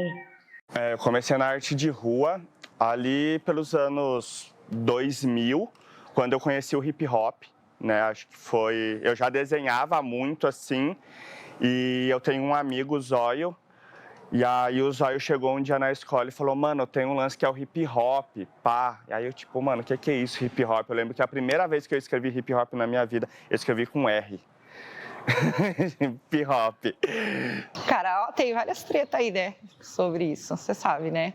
Que na verdade é o grafite, né, como expressão plástica, né, estética do hip hop.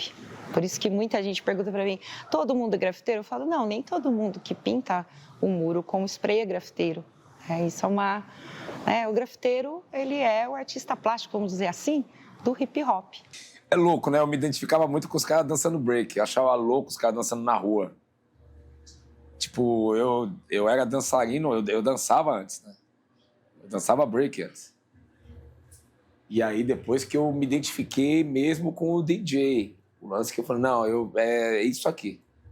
Eu sei dançar e tal, mas eu quero fazer isso aqui, ó. Então, e tipo assim, ninguém nunca fez essa pergunta dessa maneira pra mim. Tem o break, que é a dança, né? Que também dentro do break tem várias divisões de danças, né? Tem o top rock, que é a dança mais em pé, que é a que eu mais gosto, né? Que eu acho que ela é muita dança mesmo, né? Muito ouvido bom. O DJ, que é o pai de todos, para mim, né? Que é o mestre ali, que sem ele não rola mais nada, né? Faltou quem agora? DJ, MC e o MC. E aí que vem algumas coisas, né? O MC, como a gente foi conhecido, é o cara que coordenava o mestre cerimônia do baile, né? E aí vem as rimas, aí vem as batalhas de rima, para depois, assim, ser incorporado o rap muitos anos depois, né? Então, os quadros, quando eu falei que pode ser que tem algumas pessoas que colocam um conhecimento também, algumas vertentes, como o quinto elemento do hip hop. Para mim, está subentendido. Para mim, o hip hop nasceu com essa ideia, de transmitir conhecimento. Olha, isso aí foi o África Bambata que falou isso. Ele é um dos fundadores, não posso falar nada. Eu não concordo, mas ele é o fundador, né? Já são os 4, já. O número 4 já é como é que eu vou... Não é a tríade que fala, né? O quatro pessoas juntas. Norte, sul, leste e oeste. As 4 estações do ano. Já é completo, já. Precisa de colocar mais um. Sabe por quê? O conhecimento está em todos os elementos. Então, quem sou eu para falar do África Bambata, né? Então... E, cara, eu acho que o tanto, né, de vidas que são salvas através da música, cara, não tá escrito. Né? Um cara que eu gosto muito, né, o Eduardo, do Facção Central, cara, são músicas, assim, que quem ouve, né, de fora, fala, pô, nossa, que música sangrenta, nossa, que violência. Sendo que, na real, para eles, para as pessoas que não vivam aquilo, né, que, tipo, pessoa que não sai da sua casa, né, e vê um corpo morto que nunca viu, né, que não tá acostumado com tiro, né, com violência, ela não vai entender realmente aquela música, ela não vai entender qual é o intuito do artista ao passar aquilo ali. Mas aquilo salva vidas, aquilo faz às vezes um cara que tá pensando, pô, nossa, tô desesperado em roubar, ele refletir. Porque mostra, né, o desencadear de cada atitude. E eu acho que, cara, o hip hop é muito importante nesse sentido, de salvar vidas. E essa parada de ouvir, mano, entender o que tá sendo dito, é como se você estivesse lendo um livro, tá ligado, mano? O livro é uma parada que traz muito conhecimento. E o rap, consequentemente, também traz muito do conhecimento, tá ligado? Quando alguém te conta uma história que você não conhece, a gente não fica surpreso? Porra, não sabia, mano. Que louco, agora eu sei. Uma das coisas que move o mundo é a história, né? Contar história. O que o rap é? Contador de história, mano. É um pessoal que, mano, é muito aberto. E, tipo assim, é um lugar que a gente tá muito suscetível a erro e as pessoas, tipo assim, não julgam, tá ligado? Pelo seu erro. Tipo assim, a primeira vez que eu fiz meu bomba, eu falei, nossa, mano, tá mó feio, mó zoado. O pessoal falou, mano, é seu primeiro bombe, tipo, de boa você errar. Você vai aperfeiçoando conforme você vai indo. Então, a gente se permite errar e saber que é experiência, a gente vai pegar aqui um traço, eu vou errar, no próximo eu vou fazer melhor. Aqui eu não vou calcular muito bem o espaço, mas na próxima vez eu vou calcular melhor. Então, tipo assim, a cada experiência que a gente vai tendo, a gente vai se aperfeiçoando. Então, a gente não carregar esse peso de, nossa, errei, e ficar se sentindo mal, tá ligado? Te falar assim, não, beleza, eu errei, mas na próxima vez eu faço bem melhor. Aí é gostoso, assim, de ouvir, porque dela fala, queria fazer. Eles falam, então venha fazer. A pessoa vai, estaciona o carro, deixa as compras lá no chão, que tava andando de a pé, e vem pra fazer um risco. Mas já sai como? Nossa, eu fiz arte. E a pessoa sai de casa pensando, imagina fazer arte, eu só faço bonequinho de palito, né? E daí vai e pinta uma cabeça que não é de palito, né? Tipo assim, não é um corpo de palito, pinta uma flor, pinta, sei lá, qualquer coisa, já muda totalmente o que ela pensava sobre ela. E aí isso foi muito impactante para mim na época, de ver mais de uma mulher pintando num evento, né? Então, eu meio que colei nelas. Então, eu já entro ali na época, em 2007, 2008, no surgimento de um grupo que chamava Grafiteiras BR, que era a reunião de todas as grafiteiras do Brasil na época. Então, eu já levantava pautas, assim, sobre essa questão do machismo, né? A gente pinta com várias pessoas, com grupos mistos, mas quando a gente está entre mulheres, a gente consegue se proteger, assim, às vezes de nós mesmas, sabe? Quantas vezes a gente não sentou na calçada, assim, enquanto pintava e alguém contou algum abuso, alguma coisa que tinha acontecido na infância, que estava acontecendo no momento. O quanto eu, enquanto grafiteira no muro ali, estou falando para a minha amiga que eu tenho um irmão usuário, que numa situação muito complicada, quais são os recursos que ela pode acessar. A arte de rua, na verdade, é uma grande professora, porque ela me levou para lugares que nenhum curso, nenhuma universidade, nada me ofereceu. Eu justamente pintando na cidade, pintando na rua, eu tive a oportunidade, o privilégio de conversar com, por exemplo, milhares de catadores de materiais recicláveis. E pintando os carrinhos deles, que eu pinto há mais de 16 anos, eu justamente tinha uma visão de quem é invisibilizado pela sociedade, quem está vivendo com o resto dos outros. Então, a arte de rua foi uma professora para mim, porque me apresentou pessoas que não eram do meu universo e que me apresentaram um novo jeito de ver a cidade, de ver as coisas, de ver recursos, de ver o resto, de dar valor para as coisas. E isso é muito sofisticado, o seu olhar um pouco e ver valor em tudo. Eu aprendi a, tipo assim, continuar sendo uma pessoa rebelde, porque rebeldes que causam revolução, não me calar, mas também é essa, né, mano? Não cair muito nessa armadilha do sistema. A gente, às vezes, quando envolve no universo infracional, algumas pessoas têm mania de falar assim, ai, mas o polícia, ele também anda com droga e não vai preso. Então, eu vou fazer isso porque é um ato de protesto, tá ligado? E eu meio que não... Acho que com o rap, mano, a gente aprendeu que às vezes não vale a pena, não. Na maioria das vezes não vale a pena, né? A gente morrer ou a gente acabar encarcerado como eles querem. É melhor ser uma rebelde suave aqui fora do que uma rebelde bravona lá dentro, né, mano? Sendo controlada. Eu penso assim, como se hip hop fosse o pessoal do Neo, o Morpheus, tá ligado? Aí os caras entram na Matrix pra resgatar as pessoas. E então é perigoso. Você pode ser pego a qualquer momento, você pode se envolver sem perceber, entendeu? Mas você tá sempre voltando pra nave, pra... Como chama? Pra Zion, tá ligado? Entendendo sobre a função do hip hop na minha vida e na vida dos meus ideais, que é mais que uma forma de manifestação de arte, é uma forma também de política, né, mano? Da gente lutar pelos nossos direitos em cima da nossa arte. E aí é muito louco, porque, por exemplo, a palavra mestre, ela significa alguém que ensina algo, né? A palavra mestre está muito relacionada à educação. Embora quem cante rap seja um MC, um mestre de cerimônia. Então essas palavras se cruzam na educação e no hip hop. Porém, mestre é alguém que tem algo para passar, para ensinar. Eu vejo muitos MCs atualmente que não tem nada para passar, nada para ensinar, e que fazem a palavra mestre, da sigla MC, ser completamente esvaziada. Eu gosto de fazer um contraponto com os parâmetros curriculares das escolas, né? Que tem algumas atividades que falam, né, sobre o autoconhecimento. Hoje em dia tem até uns projetos dentro das escolas que são de período integral, de projeto de vida e tal. Para mim, o hip hop é isso, ele consegue atingir dentro de uma sala de aula. Qualquer professor pode utilizar o hip hop para trabalhar, né? Desde o professor de arte com a estética do grafite, desde o professor de língua portuguesa para trabalhar as questões da poesia.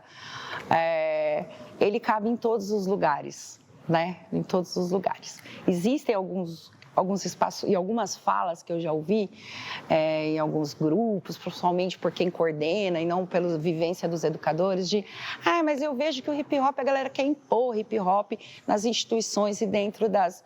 É porque eles sabem a potência que tem mesmo, né? Que tem. E ela também precisa ser conquistada. Com o hip hop eu aprendi o lance da coletividade, né? Com a música, a trilha, o rap, né? Me levou para o lance da pesquisa, de ler, de estudar história. Arte de Rua Libertária é um projeto que une a pedagogia libertária com a pedagogia das ruas. E, através do hip hop, visualiza um caminho na socioeducação.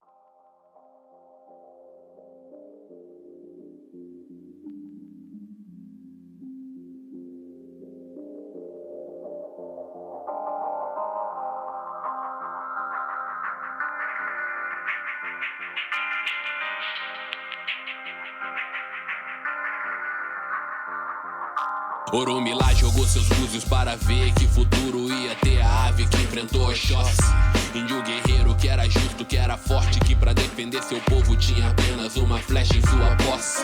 E que mostrou que o impossível não era improvável e o que não era tranquilo se fez favorável. E uma hora vocês vão ver o inevitável. Nossa fé é imensurável e transformador em motivação pra superação, tanta humilhação. Atravessar o oceano pra trampar na sua plantação. Café, algodão, cana, escravidão. Alforriar o nosso corpo, mas deixar a mente na prisão. Não, abre logo a porra do cofre. Não tô falando de dinheiro, eu falo de conhecimento. Eu não quero mais estudar na sua escola que não conta a minha história. Na verdade me mata por dentro. Me alimento da sabedoria de entidades de terreiro. Sou guerreiro da falange de Ogum. Zum, zum, zum, capoeira mata um, mata mil. Pedagogia na troca de informação. Papo de visão, nossa construção passa por saber quem somos e também quem eles são. Não entrar em conflitos que não tragam solução. Evitar a fadiga, não dar um passo em vão. Quando todo campo de conhecimento é válido, só tem que o homem pálido nos vende que somente o seu que serve. Levanta-se a voz daquele que se atreve a expor seu desconforto, mesmo que o sistema não releve. Não é leve não, mano, pesado pique um fardo. Eu tenho amigos do outro lado, são exceções que eu tenho amor. Mas se tem coisa que a escola não me ensinou, é que o amor é indispensável em qualquer lugar que for.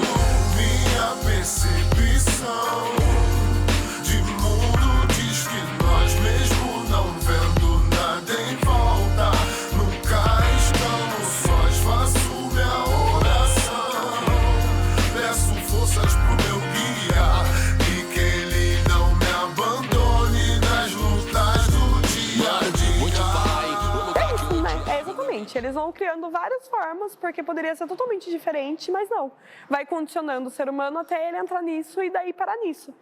E aí, se a gente não tem um projeto como esse, que traz arte aqui para dentro, para fazer uma ação socioeducativa, tipo, eles vão sair daqui com mais ódio, com mais raiva, mais rancor, mais tristeza. O grafite, ele teve bastante abertura, tanto da instituição em si, como dos adolescentes.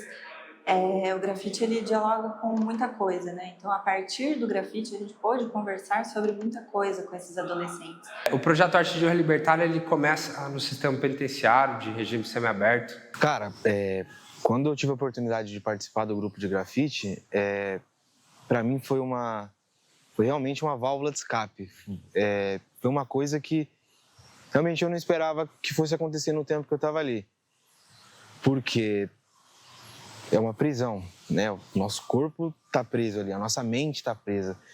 Mas no momento em que a gente estava lá, que a gente conseguia aprender um pouco de história da arte, cara, de poder se expressar, eu acho que pelo menos assim a nossa mente conseguiria ter um pouco de liberdade, né? Apesar de parecer até engraçado falar de liberdade dentro da cadeia.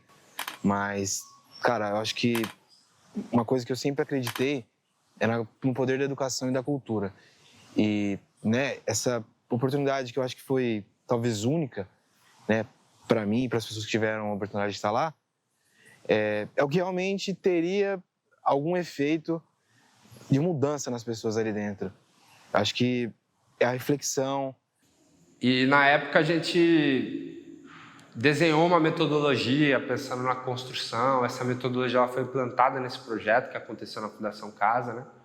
Então, o piloto ele aconteceu no sistema penitenciário.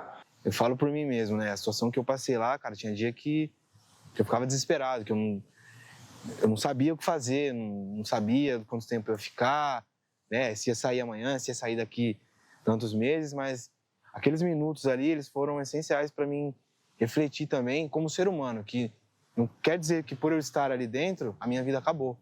Que disso aí, né, eu nunca mais poderia voltar para a sociedade. A necessidade que aquele grupo mostrou de expandir, de levar o que estava sendo trabalhado naquele grupo para a cela, para os parceiros ali deles, mas também para a família, e como isso dialogou com outros momentos da vida deles. Então, a gente continuou se permitindo sonhar. Lá no pavilhão que eu estava, tinham, acho que praticamente 500 pessoas. Então, assim, todo mundo é cinza, né? É igual você estar no metrô de São Paulo. É movimento pra lá, pra cá, pessoas passando.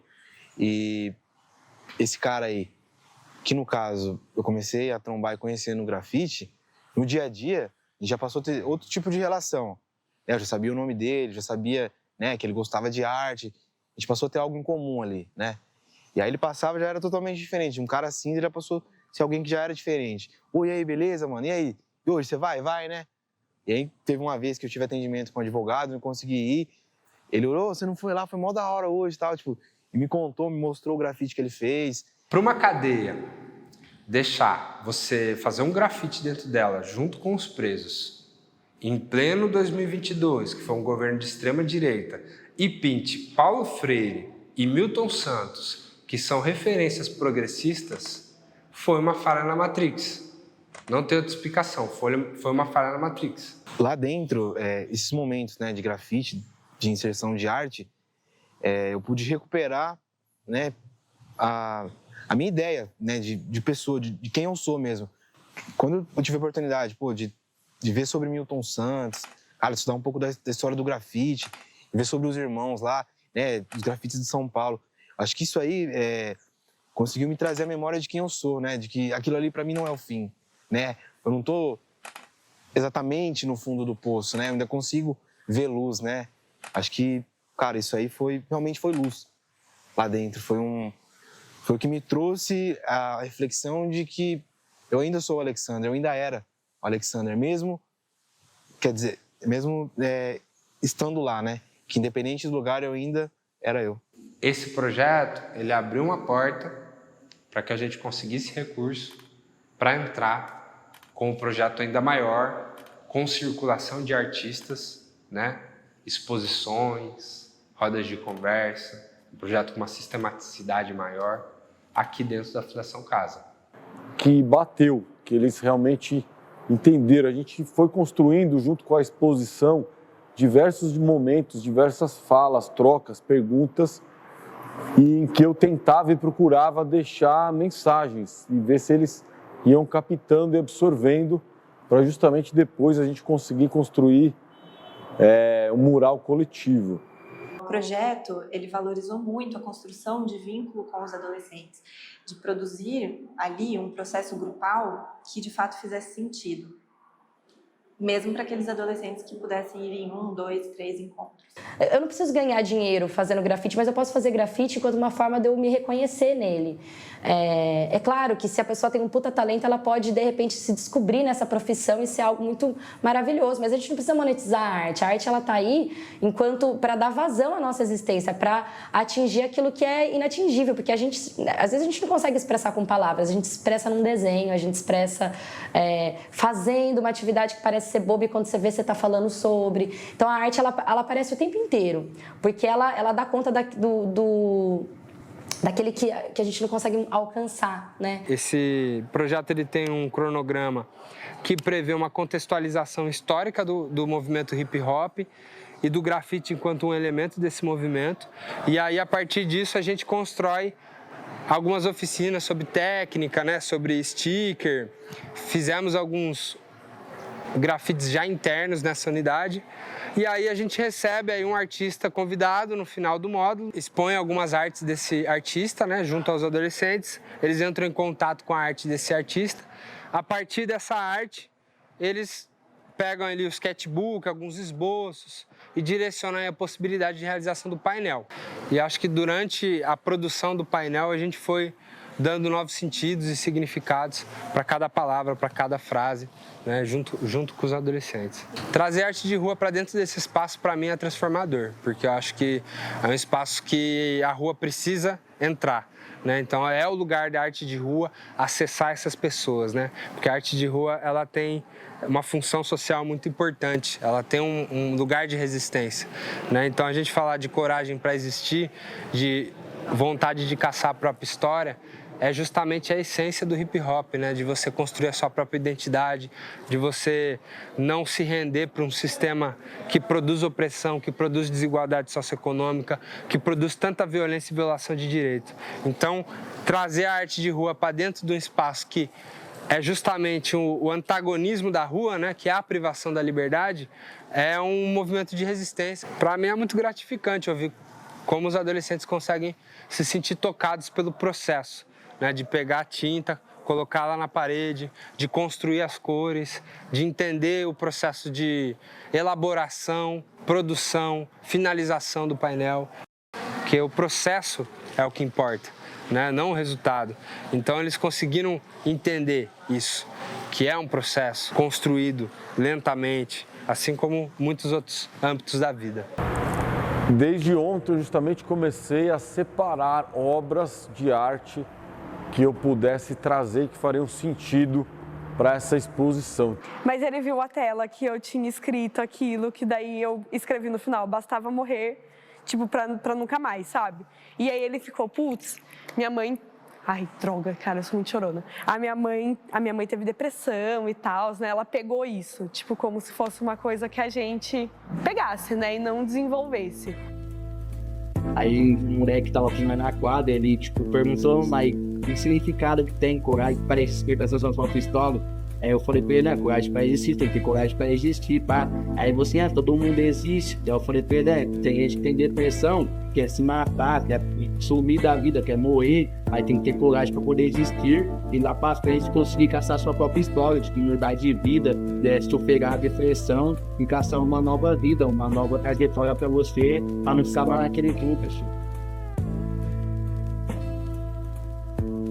A gente seguiu cada obra contando como ela foi feita, sua dimensão, o material, se foi feita com as cinzas, com a lama de Brumadinho. E a gente foi trocando perguntas, respostas. Várias coisas assim que vão levando e que daí ele vê uma obra e ele pensa, putz, minha mãe poderia ver isso assim, né? Tipo, se ela estivesse aqui, tivesse tendo essa troca e pudesse às vezes pintar algo pensando nisso. Imagina, na época que ela teve esse momento aí que ela tentou se matar, se ela tivesse um acesso à arte, sei lá, um encontro com alguém que falasse, vamos pintar sobre isso? Vamos bordar sobre isso? E é muito difícil para mim ver essa galera trancafiada, né? É algo que todo educador se entristece, não tem como, né? Eu achei que foi um dia muito alto astral, assim, a gente... Foi um dia gostoso, assim, eu me senti muito bem, mas me trouxe muitas reflexões mesmo enquanto educadora, né? Que obra eles gostaram mais, o que tinha feito mais sentido.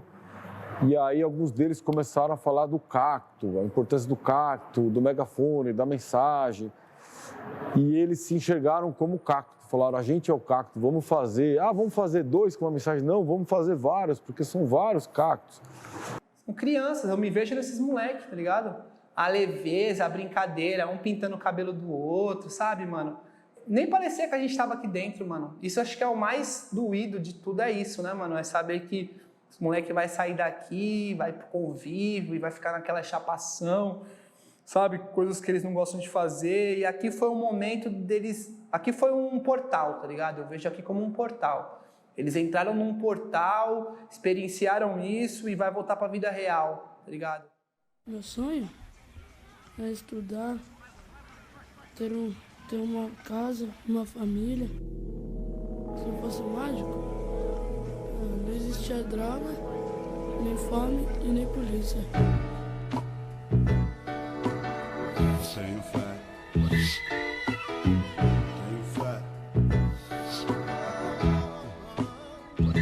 Aquele moleque sobrevive como manda o dia a dia, tá na correria, como vive a maioria. Preto desde nascença, escuro de sol, eu tô pra ver ali igual. No futebol, sair um dia das ruas é a meta final. Viver decente, sem ter na mente o mal. Tem um instinto que a liberdade deu, tem a malícia que cada esquina Como a arte, ela pode deu. ser às vezes muito mais potente do que às vezes eu até mesmo imagino, né? Acho que, tipo, conseguir colocar uma outra perspectiva, né?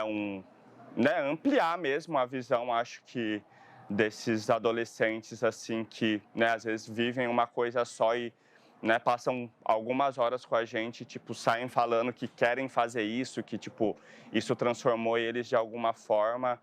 Existe punitivismo dentro da socioeducação e existe formas libertárias até dentro de um contexto de privação de liberdade, embora eu não acredite que esse contexto ele seja eficaz. Então é o quanto levar a sério mesmo esse rolê da cultura, da base, sabe? Porque às vezes fica parecendo que é só o rolê legal, os eventos, os shows bacanas, né? Mas e o nosso papel como educador da cultura, né?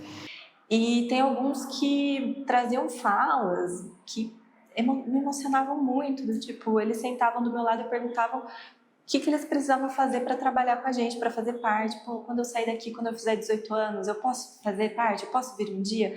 Eu quero estar aqui ensinando para os meninos que passaram pelo que eu passei, uma coisa assim da hora. Então, isso, não sei, a vida deles vai acontecer. Não sei se eles vão conseguir voltar para um espaço, né, transmitir o que eles aprenderam aqui, mas isso não importa. Isso, só essa fala já mostra que teve algo que foi produzido ali dentro deles. Eu acho que o hip hop tem um grande impacto na vida de um jovem. A maioria dos grandes artistas de hip hop que hoje são referência conheceram o hip hop na juventude, porque é um momento de rebeldia, é um momento de muita energia, é um momento de muitos sonhos e muitas incertezas. Quando a gente fala do hip hop, a gente precisa parar de pensar que a gente vai formar grafiteiros, b-boys, DJs, né, e MCs. Não é só isso que o hip hop faz, não. A gente tem cientistas sociais, a gente tem enfermeira. Eu acredito no abolicionismo penal, enquanto uma possibilidade da gente pensar um outro mundo, né? E aí não, né, muitas pessoas falam, isso é utopia? O abolicionismo é utopia? Acho que se a gente pegar um histórico de dados sobre o encarceramento, não só no Brasil, mas em todos os países, a gente não tem respostas produzidas de redução da criminalidade e das desigualdades. Então, assim, na verdade, a gente está insistindo num sistema que está fadado a dar errado, né? Que só pune e não olha para essas pessoas enquanto sujeitas. Então, a gente pode pensar em práticas abolicionistas, né? Em diversas práticas desencarceradoras. Da mesma forma que a gente avançou do Código de Menores para o ECA, a gente ainda tem muito que avançar. Muitas pessoas que estão no crime, elas foram resgatadas pela cultura e elas conseguiram sair. O Dexter não consegue falar disso hoje. O Dexter tá aí, livre, solto, né? É amigo pessoal do Racionais inteiro. E ele trabalha com a música dele, cara. Entendeu? Outros não conseguem sair. Existem MCs bons aí no rap que foram pro crime também e não conseguiram sair, entendeu? Uns morreram, uns estão presos. Faz parte. E é pensar também, se essas pessoas, se nós não estivéssemos fazendo esse trabalho, como que será que não estaria a cabeça desses jovens, tá ligado? Então não é reconstruir a cadeia para que ela seja mais adequada, isso aqui, esse dispositivo, ele foi criado com um único intuito, né? Com um único intuito, que é encarcerar a população pobre e preta. Então não dá para ficar insistindo em reformas nesse sistema, a gente precisa realmente conseguir romper com essa ideia de que isso vai gerar algum retorno para a sociedade só perde toda vez que a gente encarcera uma pessoa. E de que forma que a gente dá conta de todas essas situações que envolvem desigualdade, criminalidade, principalmente com adolescentes que estão ali no início da vida se fazendo, né, se pensando enquanto sujeitos em sistemas em que eles não podem ser livres para serem quem eles querem ser. Isso aqui é a produção, né, final de um trabalho coletivo feito com os meninos. E ver eles aqui eu entendo como uma produção final do que o sistema quer, né, para eles, né, o que propõe para eles. Então, eu acho que é um vislumbre de uma sociedade. Se a gente quer uma sociedade menos desigual, a gente não pode pensar que a solução é encaminhar para sistemas que vão acabar com a liberdade dessa pessoa. A gente não quer sujeitos autônomos, críticos, conscientes, cidadãos que vão reivindicar suas políticas e eles mesmos refazer essa política. Não tem como fazer isso em contexto sem liberdade. Acho que isso é importante quando a gente fala de socioeducação. Porque eu acredito que a medida socioeducativa ela pode ser uma prática abolicionista, mas em meio aberto, em meio fechado. É como se esse diálogo estivesse interditado, né? Porque a gente está ali a gente já está numa hierarquia direta. Eu, como adolescente, eu já estou numa hierarquia que a gente tenta quebrar o tempo inteiro na socioeducação. Não, aqui eu não estou representando o Estado, eu não estou representando a polícia. né? Eu não sou o espelho para que você deve seguir. E como que a gente vai fazer isso num contexto de privação de liberdade? Se na liberdade é difícil a gente quebrar, a gente tenta todo dia quebrar com essa hierarquia e falar aqui você é sujeito, aqui eu aprendo com você, a gente tenta fazer isso o tempo inteiro, né? Mas é um dos meus humildes objetivos que eu carregava até então atuando como mobilizador, que era tentar salvar algum dos meus, tá ligado? Salvar algum semelhante a mim, algum parceiro, algum moleque que tá no mundo infracional, e eu consegui. Tá ligado? Acredito que eu consegui, sim. É um parceiro que eu não conheço há tantos anos, assim, tá ligado? Mas que eu conheci ele no meio infracional e no momento eu já estava atuando no meio social também como mobilizador, como... enfim. E foi passando o tempo, ele foi apresentado ao projeto que eu faço parte, eu dei um apoio também, trocamos umas ideias, tá ligado? Foi passando o tempo, nós foi trampando junto e recentemente eu vi ele pegar o certificado, tá ligado, mano? De mobilizador, vi ele afastado do mundo infracional. E aquilo ali pra mim, mano, foi como, sei lá, um troféu, tá ligado, parceiro? Um certificado de objetivo concluído, tá ligado, mano? Porque eu comentava isso com algumas pessoas, que antes de partir desse mundo, eu quero pelo menos salvar alguém, tá ligado? Eu sinto que finalmente eu consegui, mano. Pra mim é isso, a essência da cultura é essa. Praticar o que você faz, o que você pensa, o que você fala. E tentar resgatar quem quiser ser resgatado. Tem gente que não quer ser. E aí a pessoa não quer ser resgatada, não dá pra você ficar lá insistindo. Ela não quer. Aí você vai pra outra. Arte e cultura é potência. Arte de rua é pura resistência.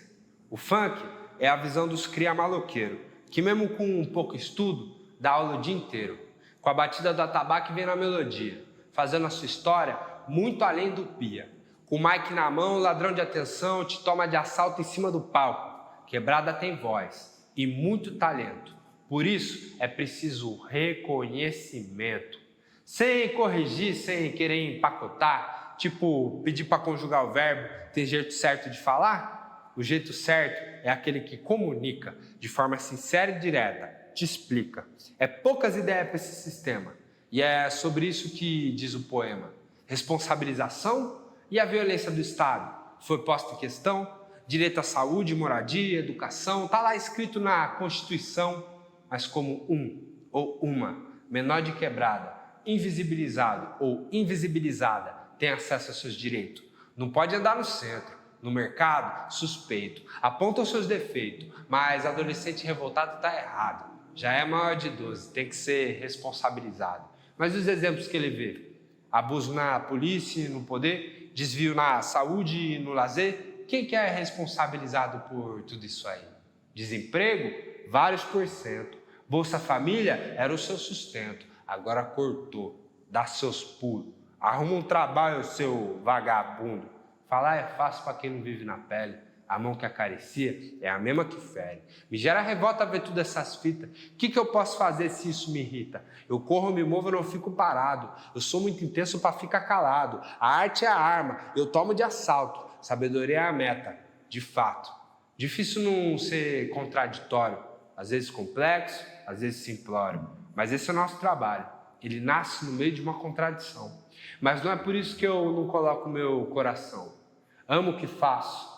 Zelo pelo laço, vou no passo a passo, eu risco cada traço, eu me contradigo e o meu inimigo tramar contra mim, enquanto isso eu recito, mas ainda assim sigo, e muito mais digo, nós dá o microfone para quem tem o grito. Mesmo em tempos de crise e com ódio e latência, somos socioeducação, somos amor, somos resistência.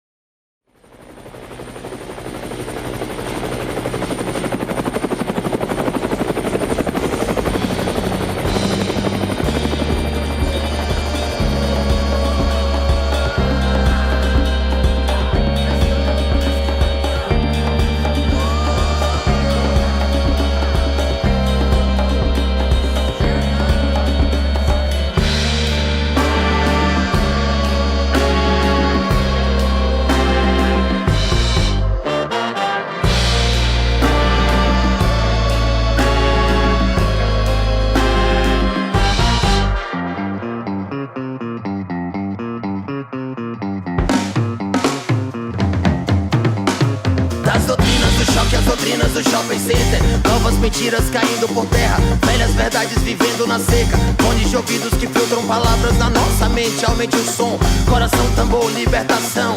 Pra cegos, surdos e mudos, graves, médios e agudos, convicção. Sentindo e vibrando com a força do som. Vinil na vitrola quebrando corrente. Grafite na rua riscando com a gente. B-boy na avenida decola no chão. Alegria é quem sabe que o mundo que gira não para no mesmo lugar. Câmbio na escuta, observa a chegada. Guerreira é guerreira chegando com a força maior. Não pode parar, código Morse das ruas não cola rancor. Estamos unidos, ninguém está só. Vida que segue na luta. Selva de pedra, Bahia, SP na escuta. Nossa cultura em primeiro lugar. Câmbio, Street Jungle.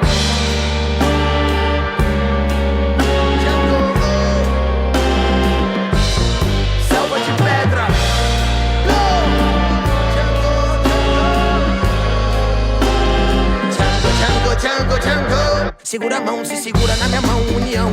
Comunico a todos os seres de bem que elevem seus cantos, enxuguem seus prantos, juntem seus santos, rezando pra todos os poderes de luz. Ninguém solta a mão de ninguém, nas ruas o amor vencerá. Mulheres de força, homens de bem, crianças na escola, os mestres cuidando do nosso legado. Que vem pela frente ao futuro do nosso passado de luta, luta.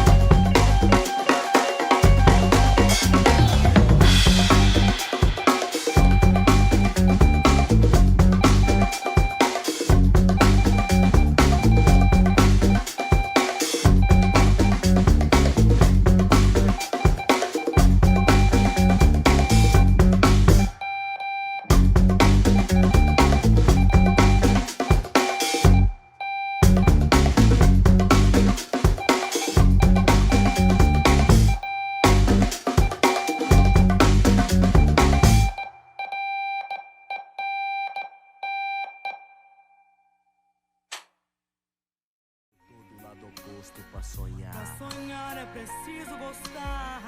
Pra sorrir eu dou tudo de mim. Pra sonhar com a paz por aqui. Pra sonhar não consigo dormir.